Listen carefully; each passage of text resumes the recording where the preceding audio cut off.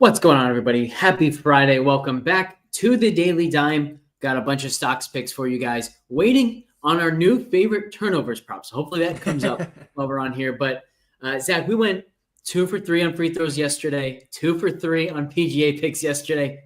Time for another hit. Yeah, man, dancing around it yesterday once again, but feeling good about this little 7-gamer we've got in front of us here on the NBA side of things. Just 6 gamers on the main if you're playing the DFS slates. And I know we're watching some Patrick Cantlay golf here this morning. Yes, we are. If you're a subscriber, got a little NFL and PGA pick in there before the stream. And I think we'll probably have some more after the stream as well, when we get our free throws, our fantasy points and the like, hoping to get maybe some turnover props populated on the board here as we go live. And you hinted at, right, some of these stocks picks we're going to go back to, some familiar names, some that I think we need to discuss further.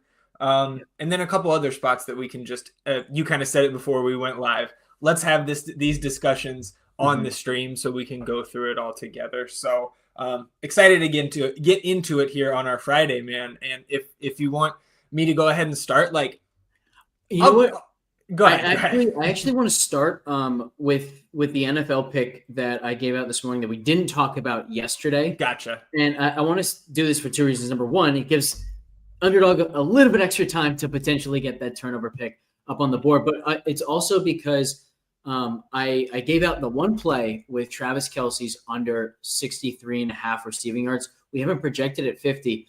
But I do want to say to the people, this isn't one that I want to fire at over and over and over this week, the way that I'm content doing with Samaje Perine over, because it's Super Bowl week. He's Travis Kelce. This one's more likely to go up than it is to go down. So I got this in now because I wanted a high probability play with Patrick Cantlay. We didn't have stocks yet. We didn't have turnovers, anything on the NBA side that I could use before Cantlay teed off. So I just went with my 2 favorite NFL picks. But I think that by game time, this is 67.5, 68.5, just because people want to bet on Travis Kelce. So I do want to mention that on this Kelce pick, but I think it's strong. I mean, we've like I said, we've got him projected at 50. Philly has been a fantastic defense against tight ends all season. They've given up yards and receptions to tight ends in the first 2 games of the player, in the last 2 games of the playoffs, I should say. But let's also notice that was a team that has Cooper Kupp and Puka Nacua, and then a team that has Terry McLaurin. They didn't care if Tyler Higbee and Zach Ertz did a bunch against them. They were taking away those wide receivers. But Travis Kelce is the number one priority when slowing down this Kansas City offense. So I do think Philly is going to be a tough matchup, just like they were all season for Kelce, not like it was for Ertz and Higbee, where they were content to just say, yeah, if you guys want to dump it down for 8 yards at a time to these guys, we'll let you do it. So strong lean on the under here at 63.5. But like I said, I think it's more likely to go up than down. So I don't want to just fire a ton at it right now.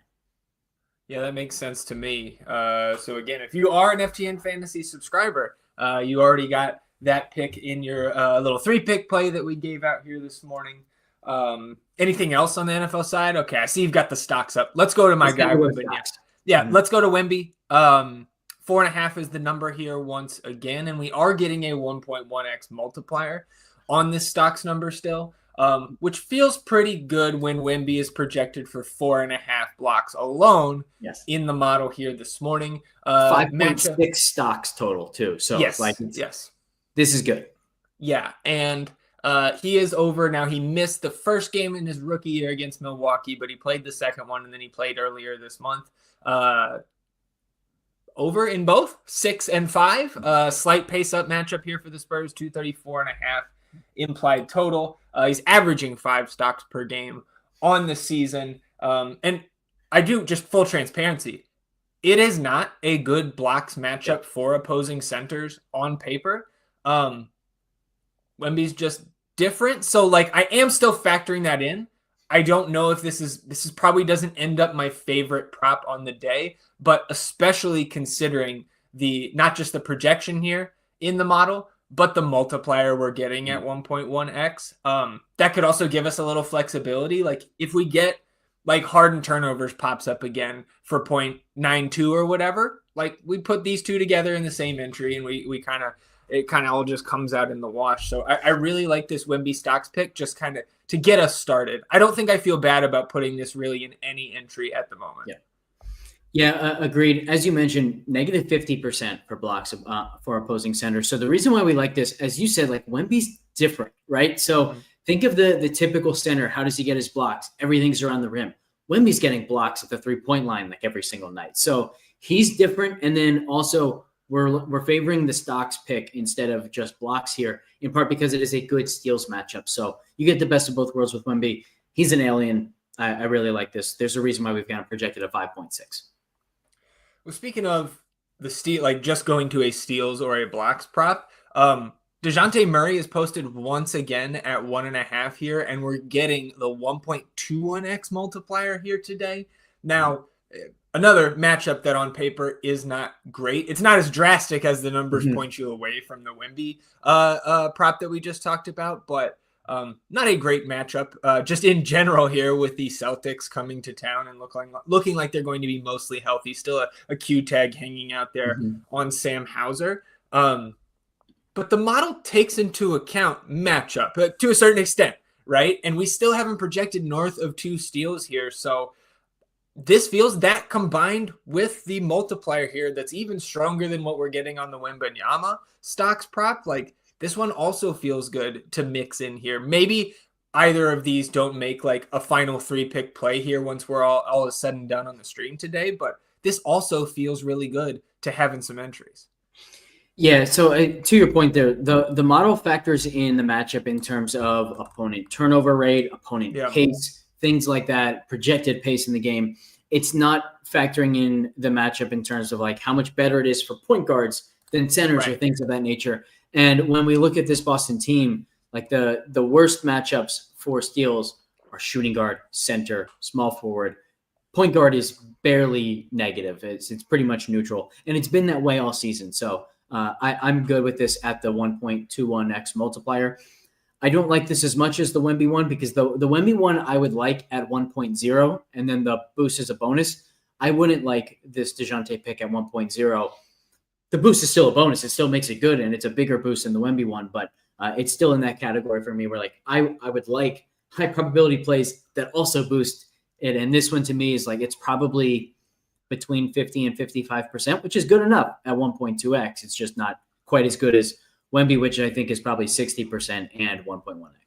Yeah, averaging 2.1 steals still per game on the season over this number in 16 of his 30 appearances. And speak of the devil, Sam Hauser just apparently said he's likely to play, so should be a full-strength Boston team on the other side. And I believe this is the largest spread on the night. Actually, comes in second to Clippers and Hornets in one of those early games, but still an 11-point spread here for in favor of the Celtics on the road. So just something to keep in mind there. Is there anything else that has caught your eye in terms of steals, blocks, stocks? I know I was looking at Jakob Poeltl against Chicago because the projection is very strong. For the higher than 2.5 stocks, we have him north of 3 in the model. But this might be, like, just on paper, the worst matchup for center stocks in the league, which is a little bit surprising to me. You take a look at what is happening for opposing centers here. In terms of steals, negative 45%. Blocks, negative 55%. So we at least have to talk about this, I think, because it is a very strong projection, just the 1x multiplier for higher than 2.5 stocks, but 232.5 implied total here. The Raptors are 4-point favorites.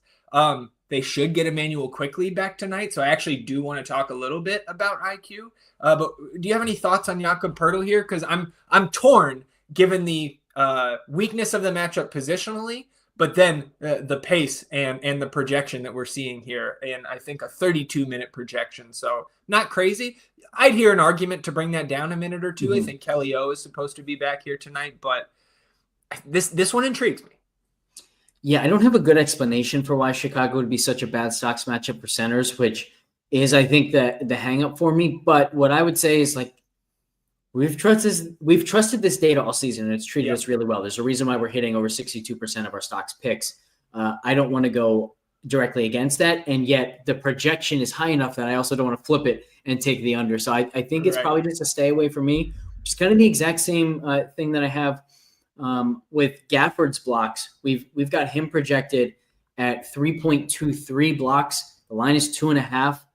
The matchup on paper there for centers is also bad, though. So I put Gafford and Pirtle kind of in that same category there. Oh, man. It is tough for me to get away from Gafford stocks, though, when he's going to get this much time. Let's look into that a little bit more, because you mentioned, right, the projection is pretty strong. We also have plus 1.06x on 3.5 stocks. And again, since he re-entered the starting lineup, I think that was 5 games ago. 6 games ago, actually. Mm-hmm. He's over the 2.5 blocks number in 5 of the 6. And the one that he didn't hit was just a 23-minute outing against the Thunder back on the 23rd. Yeah. I don't know, man. That block still that blocks number still feels really strong to me at just 2.5. Because if this game is competitive and taking on the Pistons on the road, the Mavs are 1-point favorites here. No Isaiah Stewart on the other side either. So you will get more Jalen Duren. You will see some Paul Reed out there tonight.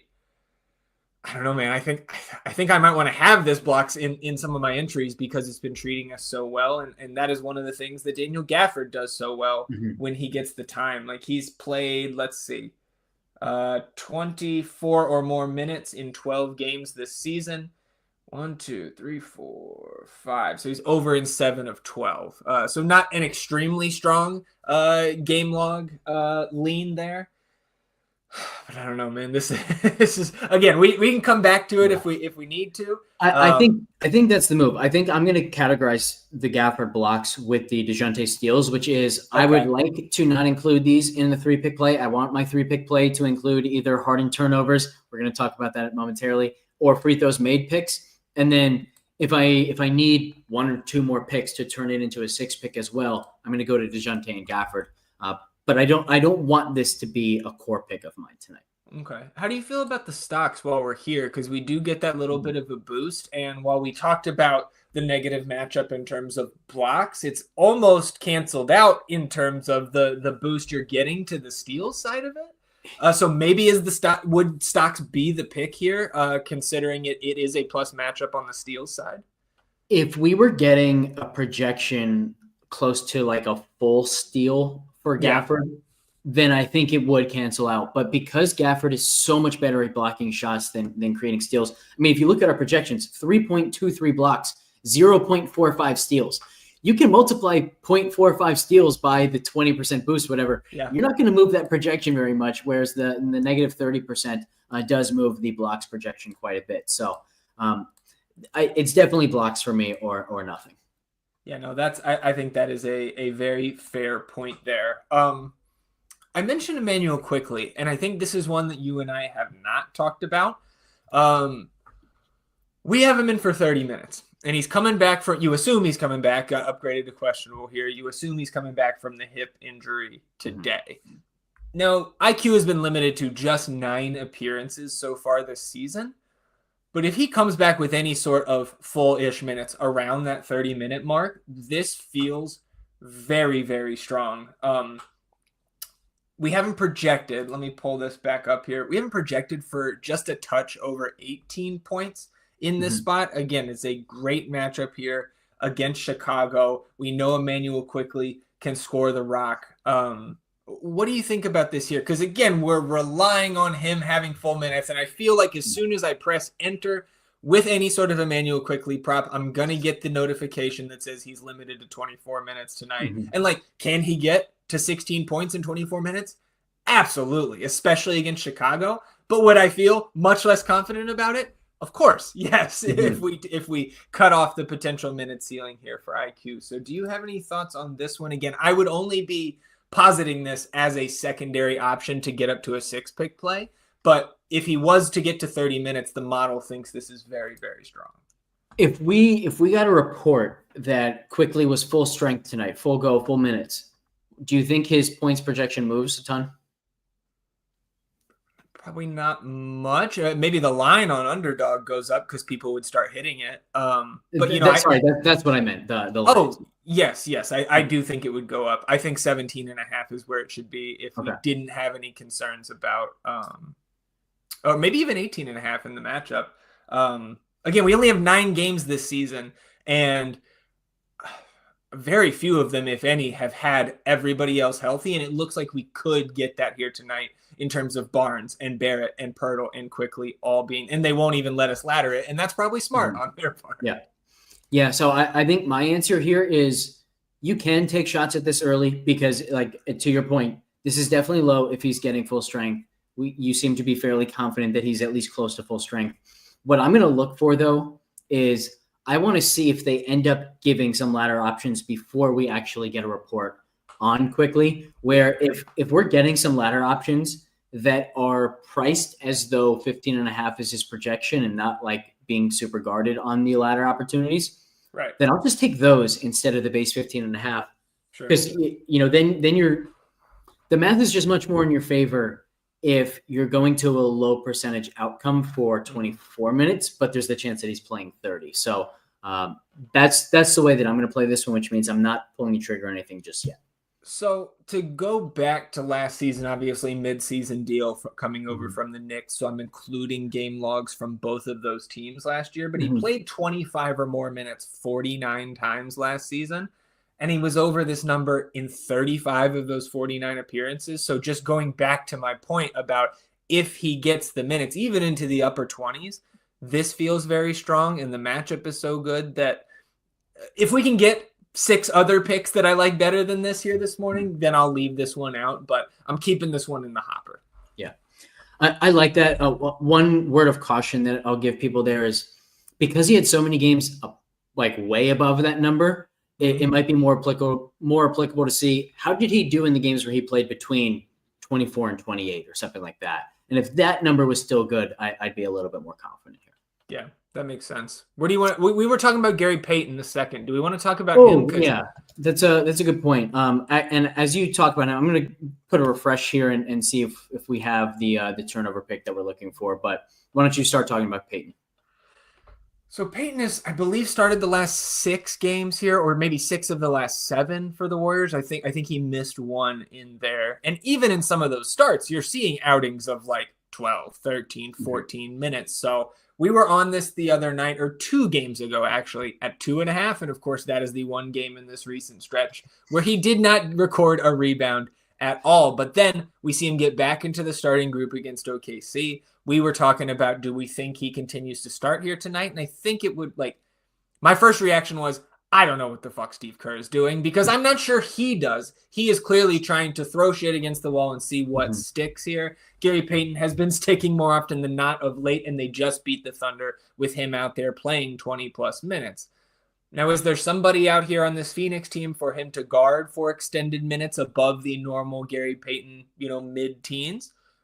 Absolutely. Devin Booker, and then Bradley Beal will be coming off the bench. So, the model likes this. We have him in for 20 minutes here tonight, so a little bit lower than what he did last time out against OKC, but above what he's been getting in starts over the last couple weeks.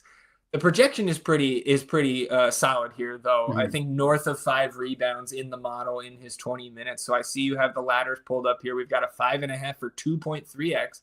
That doesn't feel too bad. And then you can go up to 7.5. He had 9 last game. 8.04x. What are you thinking here with the little glove? So the first thing that just catches my eye is that over 5.5 number last time we hit it was 4.5x, not 2.3x. So literally cut in half. I think I'll stay away from that one.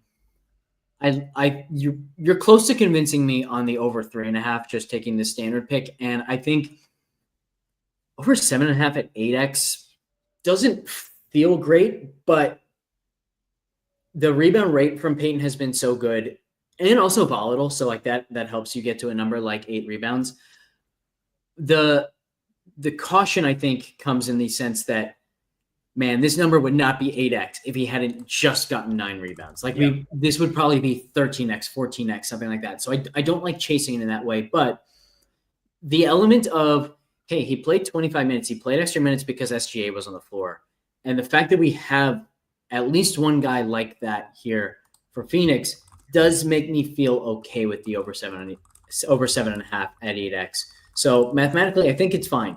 I'm very uncomfortable with the amount that this feels like chasing, but mathematically, I think this is still pretty good. Yeah, no, it makes sense to me. And again, this feels like, just like with the Quickly thing, is like I put this in some entries and then we're going to get Gary Payton cycled out of the starting group here tonight. So, and this is the late one. So we probably won't get that news until much, much later in the night when there's not other options to put in more entries, or on the DFS side, if you were so inclined to play Gary Payton, which I don't think you should, but you won't have many swap options then. For what it's worth, as you were talking about the latter options there, I went back last season, 23 games for Emmanuel Quickly between 24 and 30 minutes, or 30 minutes or less and 24 minutes or more. Over this number in 15 of those 23 games. So again, the more we look into it, I think that the stronger that pick becomes. Yeah, that's far more convincing to me. All right, we don't have the turnover picks yet. We don't have free throws made. The big turnover prop that we're looking at is James Harden. We want James Harden over 3.5 turnovers, even if it's like 0.9x. It's been so incredibly strong this season. So we're going to keep an eye out for that. We'll keep an eye out for free throws made. But why don't we pivot now to the DFS side of things? Give me one more here. Give me one more. I'm going to go back and look. We started talking about Jeremy Sohan too, and then stopped myself saying we can't have 3 fucking Spurs picks. But let's actually go to Steph Castle. Stephon Castle is, and this was really me chasing what the model is telling us to go after here this morning. We do have a 32-minute projection on Steph Castle, and you could very easily convince me that should be closer to 30. But his points prop here is set at 13.5, and with that 32-minute projection, his points projection here in the model is 16.97. So essentially 17 points, and that felt like, on the surface, just kind of a little bit hot in terms of the projection there. But looking more into it, I don't think it's crazy to put this into some entries here tonight.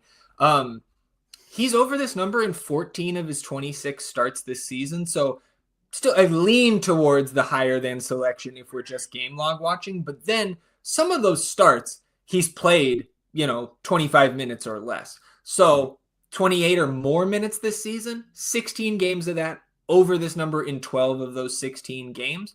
And thinking about what's happened with interim coach Johnson and his rotation over the last 2 weeks, as they've got Jeremy Sohan back from those Paris games, Zach Collins and Charles Bassey, see ya. Jeremy Sohan is the backup 5, and when they've needed extra front court minutes, Sandro Mamukelashvili, which revenge spot, we can't attack a revenge spot in a 4-minute projection, but it does exist. Steph Castle, I don't think is going to be the guy to lose time here. If anybody in this backcourt, first, of course, Trey Jones and the backups, but Chris Paul has been losing minutes and I think is more prone to losing time down the stretch with Sohan back healthy. Because we know Sohan, they want to play him at the 4 out there next to Wemby. So Sohan can really play the 5 and Wemby can play on the perimeter. And then Sohan can guard almost anybody on the other side, or at least he can try. Steph Castle can also guard the shit out of opposing guards for his age. And he can get to the rim, which is something that Chris Paul at this stage of his career just cannot do consistently enough. Now, Steph Castle, not an all-star or anything like that, but I think his minutes are safer than Chris Paul. And so I'm buying into what the model is selling here on this. Even if I think a 17-point projection is a little bit high, the line is 13.5 here. So I think we have some buffer room between what the projection says and what the noggin model might be feeling. I think a higher than selection here is pretty smart. Shout out to Josh in here saying, Kurt doesn't sleep well unless he gets his 11-man rotation. Very true. Josh also asking Zubac over 14.5 points, Chris Paul over 8.5 points. Any thoughts on these two? I think I'm fine with those. We have Zubac kind of right at that 14.5 number, and Chris Paul, for what it's worth, right there too, 8.6. Yeah, we were actually talking about Zubac before we went live, because the matchup against Charlotte, for blocks in particular, is off the charts. So good. And it's crazy, like looking at Zubac and his block rate and his game logs this season, for being, number one, out there so much, and number two, such a big bastard. He does not get blocks. Like, it's kind of crazy. So, like, I was thinking I was going to be really high on that. I'm not. And I don't think I can go to this with any more confidence than any of the picks we've already talked about. And the model would agree. The matchup is so good all around that I think what I'm okay doing with Zubats is let's wait and see if we get a fantasy points prop number that makes sense. Because then you get the path where if he has a huge points night, he gets there. If he has a big rebounding night, he gets there. If he finally blocks a few shots, he gets there. But you're not tied to just that one path for him because our projections are right in line with his props, and I just can't buy into it going over on blocks for him because he just doesn't get them. How can you be how can you be that tall and not get them? But that's what he does. So I'll be interested in seeing what a fantasy points number for him looks like if we get one. But I don't have the time to address this take right now, but I very much disagree right now. Sohan is the 5, Wemby is the 4, and it works just fine. The Spurs are a winning team with these two guys healthy, Josh. You can make a case that they're not the best fit offensively, but man, defensively, like the flexibility it allows them is so good. Dude, so offensively, they figured it out. Before Sohan got hurt, the Spurs were the 8th seed, 3 games above 500, like threatening to get into the top 6. He goes out, they go on a slide. I think you got to watch more Spurs, my friend. Power also in here asking some GPP questions, so perfect time now to jump over to the DFS slide. Let me see. I did not get ownership up just yet, so let's head there. And why don't you start us off with where you think your kind of top priorities are going to be tonight? Well, pulling up some of the notes here and the placeholders, I actually want to start in that Charlotte and Clippers game. I don't have a ton of interest in this game as a whole because it is so different in terms of the implied total compared to the rest of the slate. Obviously, with this Zion Q tag that just came in, DeJounte available, Jordan Hawkins out, and Daniel Tice, who we already had projected out, he is out. And Zion with the illness now, man, we may have some more value from this Pelicans team emerging. So obviously that's off the board, but I think that was low 230s or high 220s. Clippers Hornets, 208.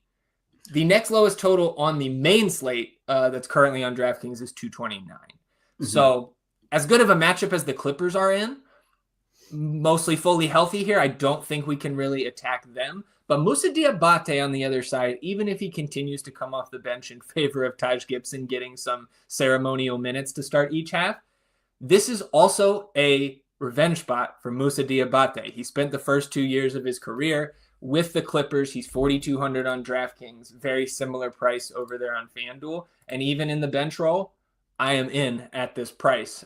So he would be the guy that I'm really targeting from that game. But getting back to Power's question here about large field tournaments on DraftKings and some of these spend up guards, I actually have somebody that you didn't list there as my favorite spend up, and that would be Cade Cunningham against the Dallas Mavericks at home here, averaging over 51 DK points per game, has just been off the charts. Because you look at where Detroit is in the standings, you look at what they've been doing over the last couple weeks, and you watch them, the team is not good. Cade is doing so much, and it just seems like he is a guaranteed 50 spot for you on DraftKings every single night. I think he's strong on FanDuel as well. He made my placeholder on FanDuel. Didn't quite get there on DraftKings, but he very well could have. I have a little bit more interest in getting to either Giannis or Wemby if I'm spending up on just one guy on DraftKings.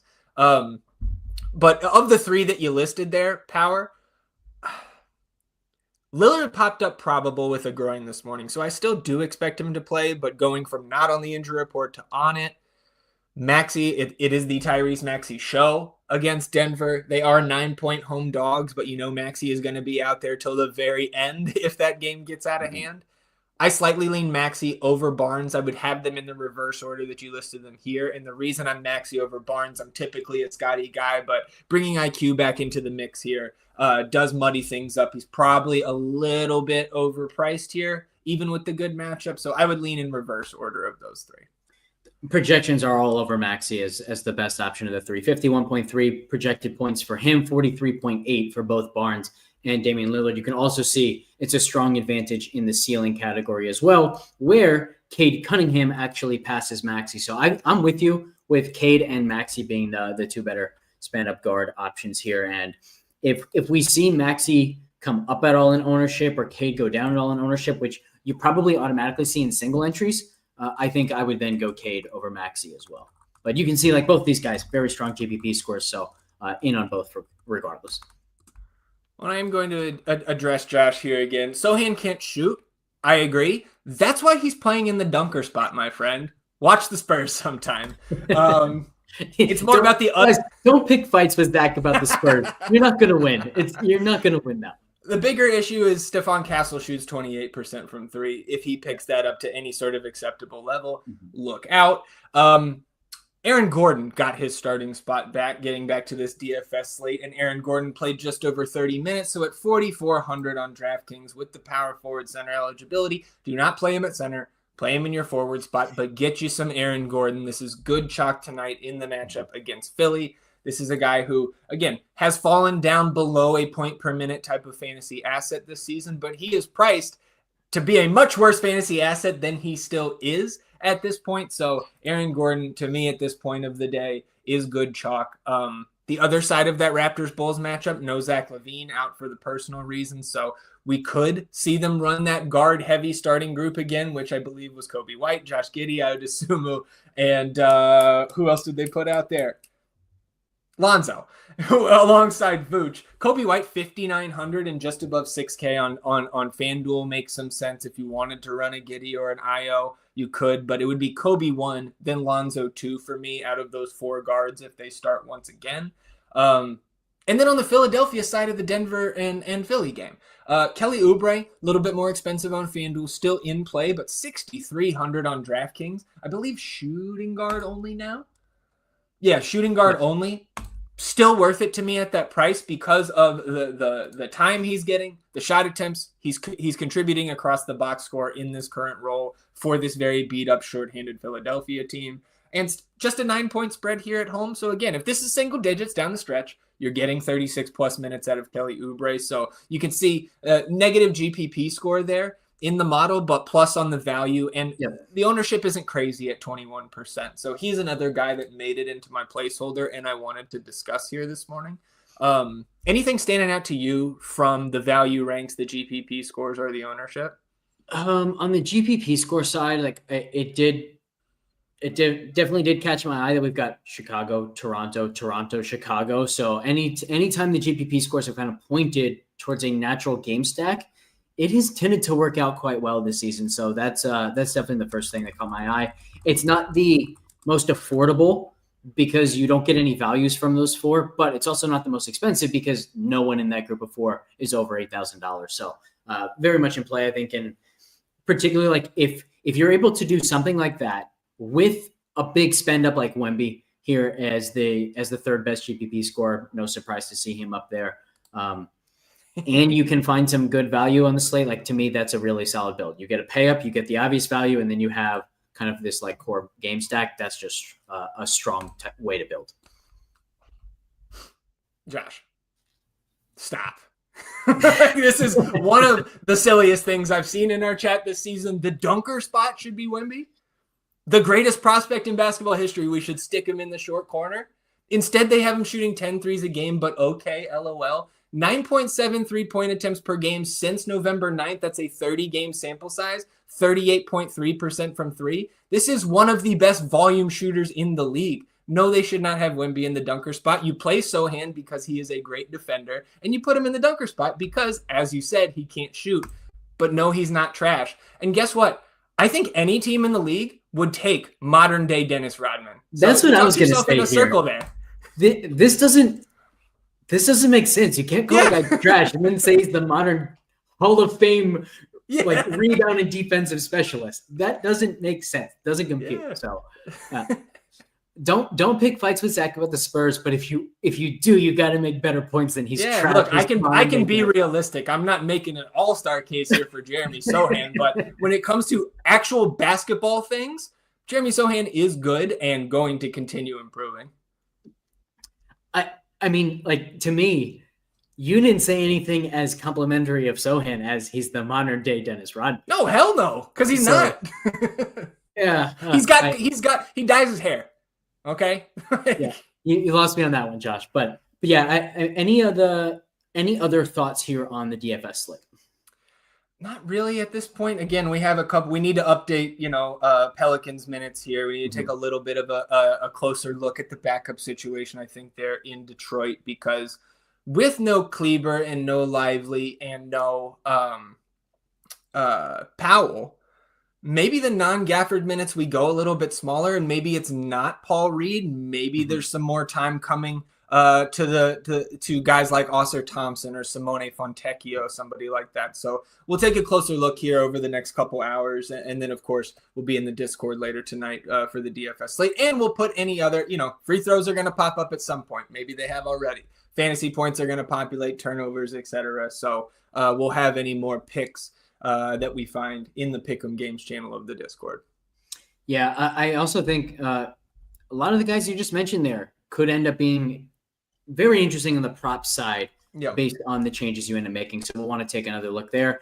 Let's give one last check to see if we have been given any turnover props before we jump off. I don't believe we have.